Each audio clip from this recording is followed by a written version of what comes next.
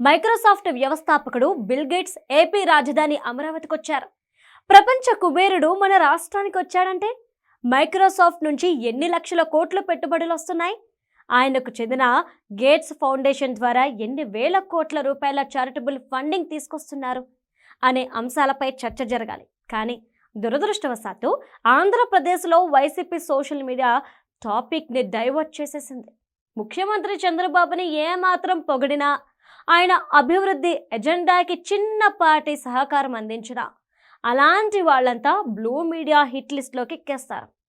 ఇక వాళ్ళ గురించి అడ్డు అదుపు లేకుండా హద్దుల్లేని విష ప్రచారానికి తెగబడతారు.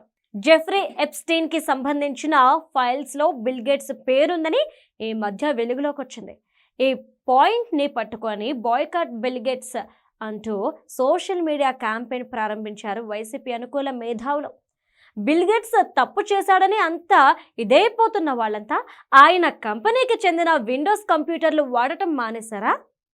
ఇదే ఎప్స్టీన్ ఫైల్స్లో ఉన్న ఎలాన్ మస్క్కి చెందిన ఎక్స్ ప్లాట్ఫామ్ని వదిలేశారా? మార్క్ జూకర్బర్గ్ సొంతమైన ఫేస్బుక్, ఇన్స్టాగ్రామ్ ప్లాట్ఫామ్ల నుంచి ఎగ్జిట్ అయ్యారా? సెర్గీ లావరోవ్ స్థాపించిన గూగుల్, జీమెయిల్, ఆండ్రాయిడ్ ప్లాట్ఫామ్స్ని నిషేధించారా? అంటే అబ్బే, అలాంటివేం ఉండవు. ఎందుకంటే వాళ్ళ ఫేక్ ప్రచారాలకు ఈ ప్లాట్ఫామ్లే దిక్కు. ఏపీకి వస్తే అది రాష్ట్ర ప్రజలకు ఏదైనా మంచి చేసే కార్యక్రమాలను తలపెడితే మాత్రం విషయం కక్కడానికి రెడీగా ఉంటారు. గతంలో ఎన్టీఆర్ శత జయంతి ఉత్సవాల సందర్భంగా సూపర్ స్టార్ రజనీకాంత్ ముఖ్యమంత్రి చంద్రబాబును కొనియాడారు.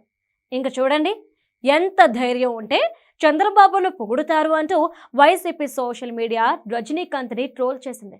ఇక బిల్ గేట్స్ విషయానికి వస్తే ఎప్స్టీన్తో స్నేహం వల్ల ఆయన పెళ్లి పెటాకులైందని, సంపాదించుకున్న సంపదలో సగం పోయింది, ప్రపంచవ్యాప్తంగా చాలా చెడ్డ పేరు మూటగట్టుకున్నారు. చివరికి డజన్ల కొద్దీ సిబిఐ కేసులు ఎదుర్కొంటున్న వాళ్ళు, బాబాయ్ మర్డర్ కేసులో ప్రధాన నిందితులుగా ఉన్న వాళ్ళు, ప్రత్యర్థులను బూతులు తిట్టడమే రాజకీయం అనుకునే వాళ్ళు ఆ బూత్ బ్యాచ్ని సపోర్ట్ చేస్తూ నిత్యం సోషల్ మీడియాలో బూత్ పురాణాలు చెప్పే ఏపీ ఎప్స్టీన్స్ కూడా బిల్ గేట్స్ని బాయ్కాట్ చేయాలంటున్నారు.